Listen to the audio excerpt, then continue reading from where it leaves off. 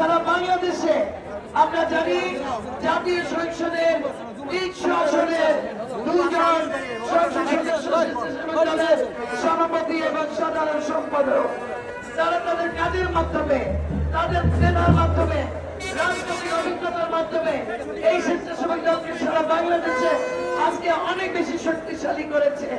আজকে যে কোনো সংগঠনের চাইতে বিএনপি স্বেচ্ছাসেবক দল করে আসে।